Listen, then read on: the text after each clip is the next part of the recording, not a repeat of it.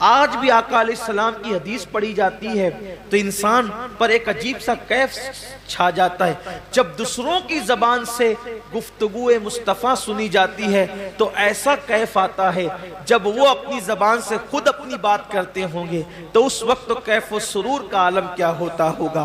تو آقا کریم صلی اللہ علیہ وآلہ وسلم کے صحابی حضرت ابو ہریرہ رضی اللہ تعالیٰ عنہ سے اہل شام نے کہا، اے ابو ہریرہ، آپ آقا کریم صلی اللہ علیہ وآلہ وسلم کی کوئی ہمیں ایسی حدیث سنائیں کہ جس پہ عمل کر کے ہم نجات پائیں۔ اب یعنی کہ سنا تو بہت تھا حضرت ابو ہریرہ نے، لیکن اب کوئی ایسی روایت اس میں سے نکالنا ہے جو مختصر بھی ہو اور لوگوں کے لیے راہ نجات بھی ہو۔ اللہ اکبر!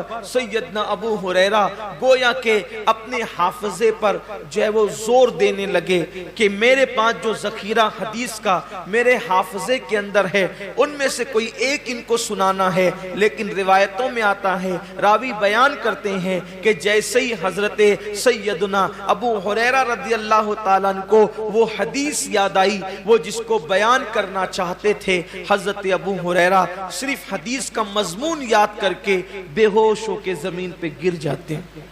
امام غزالی رحمت اللہ علیہ لکھتے ہیں کہ مضمون حدیث یاد کر کے حضرت ابو ہریرہ زمین پہ گر گئے۔ جب آپ کو ہوش آیا، لوگوں نے پوچھا، اے ابو ہریرہ کیا بات ہے؟ حضرت ابو ہریرہ فرماتے ہیں، جس حدیث کو سننے کی تم بات کرتے ہو اس کا مضمون میرے ذہن میں آیا تو اسی لیے مجھ پر غشی طاری ہو گئی۔ اور پھر اب حضرت سیدنا ابو ہریرہ رضی اللہ تبارک و تعالی عنہ حدیث بیان کرتے ہیں۔ حضرت ابو ہریرہ رضی اللہ تعالیٰ فرماتے ہیں، اے اہل شام، تم میرے نبی کا فرمان سننا چاہتے ہو تو سنو، قیامت کے دن کے بارے میں ہم سب کے آقا و مولا مصطفیٰ جان رحمت صلی اللہ علیہ وآلہ وسلم نے فرمایا کہ سب سے پہلے قیامت کے دن اللہ تعالیٰ 3 لوگوں کا حساب لے گا۔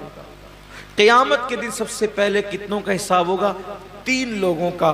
اور اللہ کے رسول علیہ السلام نے فرمایا کہ شہید، جو شہید ہوا تھا، یعنی جس نے جام شہادت نوش کیا تھا، شہادت سے بڑھ کر کوئی عمل ہو سکتا ہے؟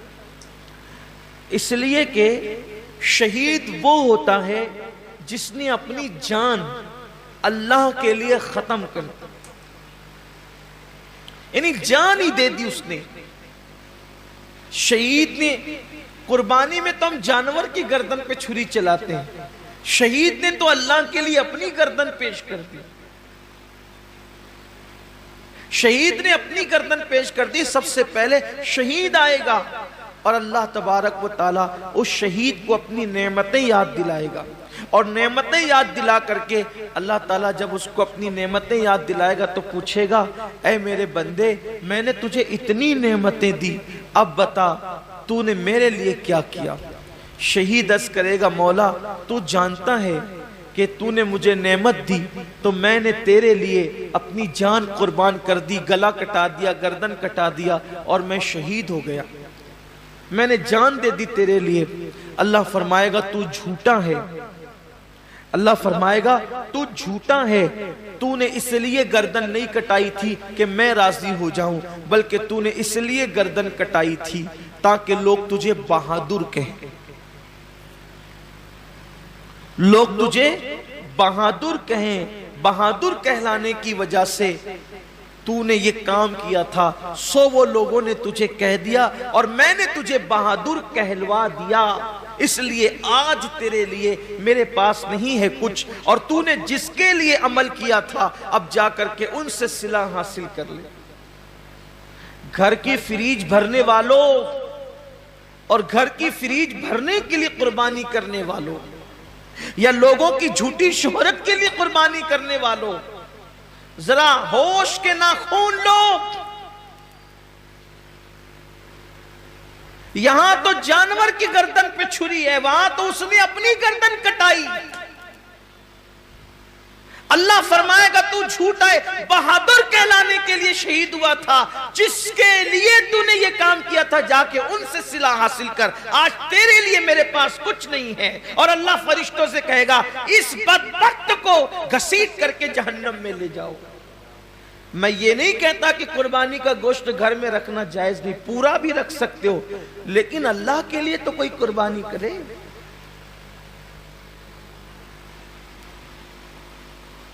قربانی کا جانور آنے کے بعد خود ہی سے بتاتے پھرتے ہو کہ اتنے کا لائے اور اتنے کا لائے، پوچھا کس نے تھا اتنے کا لائے ہو؟ اور کتنے کا بھی لائے ہو اس کو پسند آ جائے تو کامیاب ہے، ورنہ اور گوشت کی سوا کیا ہے؟ اس کا چرچا مت کرو کہ آپ قربانی کتنے کی کریں، اس لیے کہ کبھی کبھی وہ بہت چھوٹوں کی بھی قبول کر لیتا ہے، بہت چھوٹی قربانیاں بھی وہ قبول کر لیتا ہے، وہ بہت بڑی بڑی بھی رد کر دیتا ہے۔ اللہ کے رسول صلی اللہ علیہ وآلہ وسلم نے ایک جنگ کے موقع پر صحابہ سے فرمایا کہ آج اسلام کو پیسوں کی اور چندے کی ضرورت ہے، سو لاؤ، اللہ نے جس کو جتنی حیثیت دی۔ ایک بوڑھی عورت کو پتا چلا کہ اللہ کے رسول نے اسلام کے لیے کچھ طلب فرمایا ہے، تو اس نے ایک یہودی کے گھر جا کر اس سے کہا کہ چند سیر کھجورے مجھے قرض دے دے، میں تجھے لوٹا دوں گی چرخہ کاٹ کے۔ اور جب وہ کھجورے لے کر کے آئی تو سرکار کے ہاتھوں میں دے دیا۔ اللہ کے رسول نے فرمایا کہ جتنا یہ ڈھیر لگا ہے نا چندے کا، اس کی 2 کھجوریں سارے ڈھیر پہ رکھ دو۔ کمیت میں زیادہ نہیں تھی وہ، یعنی کوانٹیٹی میں زیادہ نہیں تھی، بہت مختصر سی کھجوریں تھی، لیکن سب کے صدقے پر، سب کے چندے پر اس کا چندہ ملا کر کے رکھا گیا۔ پوچھا گیا یا رسول اللہ سب کا ایک ایک جگہ رکھا اور اس کا سب پر پھیلا دیا؟ حضور نے فرمایا اس بڑھیا کا اخلاص اتنا ہے کہ اس کے صدقے میں اللہ نے سب کا قبول کر لیا ہے۔ بات کوانٹیٹی کی نہیں ہے، کوالٹی کی ہے، بات کوالٹی کی ہے۔ اگر آپ 70,000 کا جانور بھی خرید کر کے لائیں، نیت اچھی نہیں ہے تو آپ 7,000 والے سے آگے نہیں بڑھ سکتے، اور 7,000 والے کی نیت اچھی ہے تو وہ 70,000 والے سے آگے ضرور بڑھ جائے۔ نیت بہت اچھی ہونی چاہیے، نیت کے اندر کوالٹی ہونی چاہیے۔ تو حضرت سیدنا ابو ہریرہ رضی اللہ تعالیٰ عنہ فرماتے ہیں کہ وہ شہید ہوگا، شہادت کے بعد بھی اس کو جہنم میں لے جایا جائے۔ پھر فرماتے ہیں ایک دوسرا بندہ اللہ کی بارگاہ میں آئے، اور آنے کے بعد وہ بندہ جب حاضر ہوگا تو اللہ رب العزت اس کو اپنی نعمتیں یاد دلائے گا، اور جب اللہ تعالیٰ اس کو اپنی نعمتیں یاد دلائے گا تو اللہ فرمائے گا کہ بندے تو نے میرے لیے کیا کیا؟ تو وہ جواب دے گا مولا میں نے علم حاصل کیا، علم پڑھا، اور علم سے میں نے خوب خدمت کی، تلاوت قرآن کی اور پڑھا پڑھایا، سب کچھ کیا، اپنا وقت دیا، وقت لگایا۔ اللہ فرمائے گا تو جھوٹا ہے، تو اس لیے تقریریں کرتا تھا، علم پڑھاتا تھا، خطابت کرتا تھا، تلاوت کرتا تھا کہ لوگ تجھے عالم کہے، قاری کہے، سو تجھے کہلوا دیا گیا۔ آج تیرے لیے ہمارے پاس کچھ نہیں ہے، جن کے لیے کیا تھا انہی سے صلہ مانگ۔ اور اللہ فرمائے گا اس کو بھی منہ کے بل گھسیٹتے ہوئے جہنم میں لے جاؤ۔ یعنی جس نے علم پڑھایا تھا، رات رات بھر مطالعہ کیا تھا، دن دن بھر لوگوں کے درمیان جا کر کے علوم حاصل کیے تھے، علم حاصل کیا تھا، لوگوں کے پاس سیکھا بھی تھا، سکھایا بھی تھا، تلاوتیں بھی کی تھی، لیکن اس کو وہاں کوئی صلہ نہیں ملے گا، اس لیے کہ اللہ کی رضا نہیں تھی، نیت اچھی نہیں تھی۔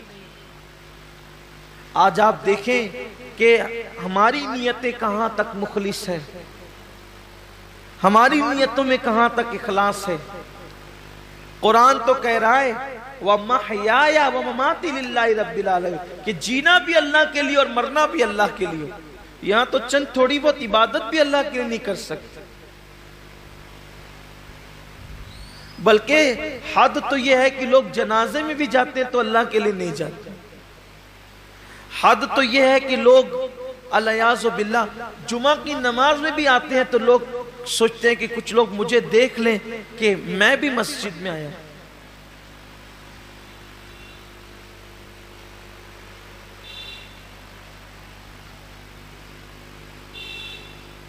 میں بھی عیدگاہ میں آیا ہوں، میں بھی حج کے لیے جا رہا ہوں، میں بھی عمرہ کے لیے جا رہا ہوں، قربانی میں بھی کر رہا ہوں، روزے میں بھی رکھ رہا ہوں، وظیفے میں بھی پڑھ رہا ہوں۔ سوچو کتنا بڑا سودا، کتنی گھٹیا قیمت پہ لوگ بیچ رہے ہیں۔ عبادت اللہ کی ہے، صلہ انسان سے لینا ہے، اور انسان کی اوقات کیا ہے کہ انسان کسی انسان کو صلہ دے سکے۔ اللہ کی عزت کی قسم، ایک مرتبہ لفظ اللہ کہنے کا صلہ پوری کائنات نہیں ہو سکتی۔ اس کا نام زبان پر آیا، اس کا صلہ کائنات کی تمام نعمت نہیں ہو سکتی۔ اللہ کی عبادت کا صلہ اللہ کے سوا کوئی نہیں دے سکتا۔ تو بندوں کو چاہیے کہ بندے جب اللہ کی عبادت کریں تو نیت خالص کریں اور سوچے کہ بس اللہ مجھ سے راضی ہو جائے۔